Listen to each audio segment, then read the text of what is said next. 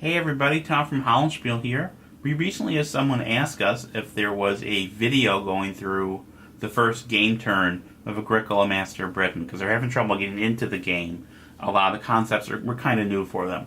And the answer is no, such a video does not exist until now. So here we are, and I'm going to go through a full game turn of Agricola Master of Britain. And as a caveat, this was the third game that we released, and we just put the files together for our 23rd game. And so it's actually been quite a while since I played this. I might get some of the rules wrong, and I might not play very well. But that's okay. We'll get through it together.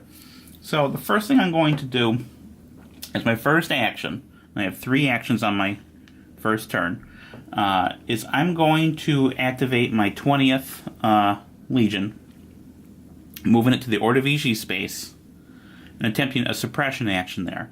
And to suppress, I'm going to need to roll higher than the resistance rating of the topmost unit. This is going to eliminate that unit. And because I have Agricola with me, with that Legion, it'll eliminate the second unit in the stack as well. So I basically need to roll a 5 or better. I did not do that. That's okay though, because part of the game is managing the luck factor.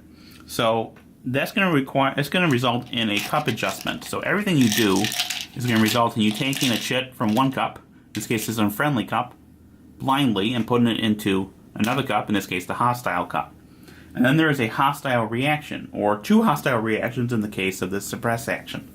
So I'm going to draw 2 of those, and should draw them one at a time, but you know, whatever. And there's a Solaris coming out, and there is a Vadadini coming out. Now, that's the 3rd Vadadini in that stack, and if I'm not mistaken, yes, that's going to result in internecine war. So the Vadadini is going to attack the Brigantes. It's going to eliminate a Brigantes unit, and then, as you can tell, it has been a little while since I played this. And then with internecine war, it's going to result with another cup adjustment, which is 1 friendly going into the unfriendly, and 2 unfriendly going into the hostile. Now, before taking each Legion action, you can optionally take a free leader action.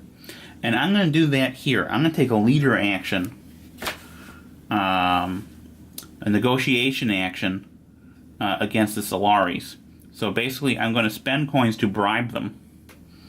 I'm going to spend 2 coins, because if I spend 3 I'm out of income, and at that point I lose the game, so I'm not going to do that, obviously.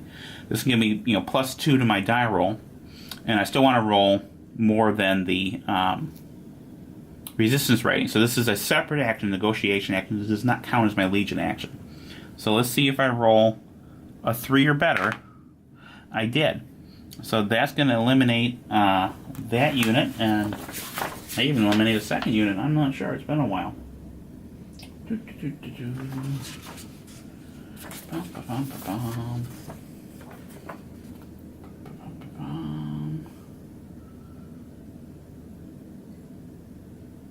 Yeah, so that takes care of that. I'm going to go ahead and attempt a suppression action for my second actual Legion action, this time with my Augusta Legion. And I just got to roll a 5 or better, which I did, to eliminate that Solaris. So that's my second action there. And then that's going to result in an adjustment and 2 hostile reactions, which are going to be Brigantes guy and Calgicus coming out, but since there's no red units for him, he's just going to go back into the hostile cup. So at this point, I have 1 action remaining. Now, I kind of wanted to get a garrison out here so that I can start building my settlements, because building settlements is an important part of playing the game. But since I'm kind of trying to show off the game a bit and show you how things work, it's probably better to do the most complicated action, which is a battle action. So Agricola and the 20th Legion We're going to do battle against the Deciangeli. I'm going to roll the die and add the resistance rating of the unit. 6 and a 5 is an 11. I'm going to cross-reference that on my tribal formation table with the Deciangeli. 11. So they get 9 units. That's not great. So I'm going to, first of all, deploy the enemy units. Drawing them and putting them on the numbered spaces.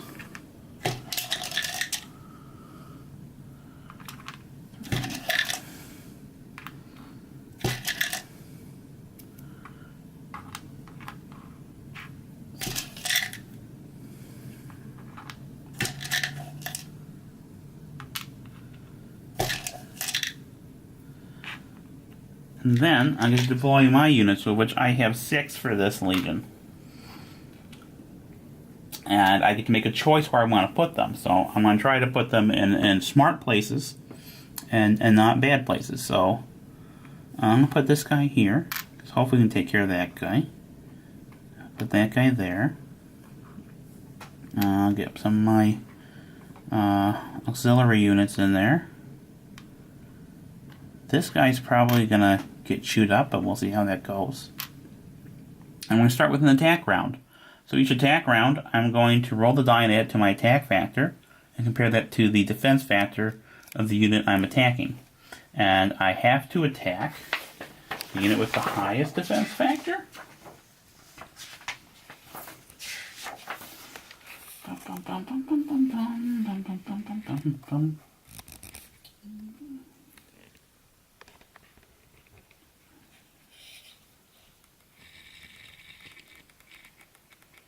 Oh no, I have tactical advantage, so I'm actually get to roll against whichever one I want. So this guy's going to attack that guy. So it's a 3 plus the die roll. It's an 8. That's enough to eliminate that unit. This guy is going to attack that guy. 3 plus a 1 is not enough. This guy's going to try to pick him off though, so 2 plus a 1 is not enough. Alright, this guy's going to try to attack... he's going to go back and attack that guy. Try to save this guy from some grief. That's a 3 plus a 5, that's enough. This guy's going to go after this guy here. That'll do it. And this guy has a 1 to his die roll. He needs to roll a 6 or better, because he has to go higher than 6. He doesn't. So now we have a defense round where my guys defend against those guys. Well, this guy's always going to automatically succeed because his defense factor is 6. That's a 6. And this guy is also going to automatically succeed. Not worried about that. This guy needs to roll. He's okay. And this guy needs to roll. No, he doesn't. That's a 5. Okay. This guy needs to roll. Also okay. He needs to roll. Yeah, he's okay. So now these guys are going to move down and fill in the spots that in order that were left unoccupied. And now we have another attack round. So we're going to go this guy here. And that's enough. This guy. That'll do it. Here we go. 2 and 4 is 6. That's enough. Here we go. 3 and 2 is 5. That's not enough. 2 and 6 is 8. That is enough. This guy. That's not enough. So now we have another defense round. And we're just rolling for that guy. And he succeeds.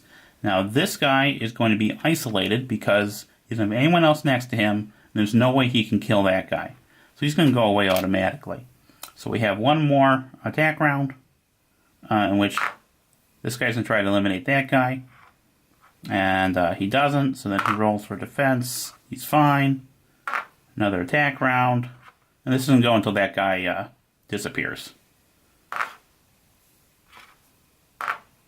Okay, that did it. Alright, so we've completed the battle. Now at this point, these guys are all going to go back into their battle cup. And then these guys are going to be, we're going to resolve the dead pool like we would do at the end of the game turn, including with these guys. So, because these guys are in a region with Roman presence, but hasn't been cleared out yet, they're going into the Unfriendly Cup. Because this guy is from a legion, a region where there are no friendly units, it goes into the Hostile Cup. Now we're going to promote one of these units. So one of these 3-5 guys is going to flip over to a 3-6. Because it's 2 3 Aquila units. We now have to make the cup adjustment for that battle action, which was the last action of that turn.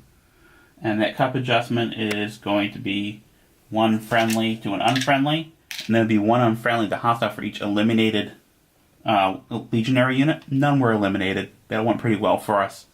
So at that point, we're going to do the hostile reactions. I'm drawing 2 units, which is going to be a actually both are Siluries. So at that point, because there's a legion in the box, they both get eliminated. So that worked out pretty well for us. We're now at the end of the turn, and we go through the phase of the end of turn, starting with Romanization. Well, we don't have any settlements at the moment, so that's not going to really Romanize any of the guys. Actually, it's been a while. Sorry about that. It's going to start with Tribal De-Escalation. So we're going to look for any regions with 3+ units. And we're going to remove it, 1 of the units, so we're doing that there. Then, Romanization is the same thing as resolving the Deadpool. It has really been a while, guys. I'm sorry about that. This guy's going to go back to the Hostile Cup. These guys into the Unfriendly Cup. We get income. So we're going to get income equal to our treasury. So we're going to get 4 coins. Gives us 5. Can't do much with it yet, because we don't have any garrisons to promote into settlements, because our actions didn't work out quite the way we wanted to, but maybe we'll do it next turn. We're going to skip the Public Works phase, so we don't have any garrisons to turn into dudes. And now we have victory points and new legions, so we get 1 VP per +3 settlement marker, don't have that. We get 1 VP per region with no tribal units, we have 2 of those. We get 1 VP per 3 Aquila legionary unit, we got 2 of those. And 1 VP for each tribal leader in Deadpool, don't have any of those. So that's 4 VP. That's enough to meet the 3 VP threshold. We're going to move on to the next turn. And we get to make a cup adjustment before we finish the turn, which is 1 friendly to unfriendly, and 4 unfriendly to hostile. And that is 1 full turn of Agricola, Master of Britain, and how it works. So I showed you how Legion actions work, how the reactions work, and how a leader action can possibly work for your advantage, how battles work. I think that's enough to get you oriented. So that's it.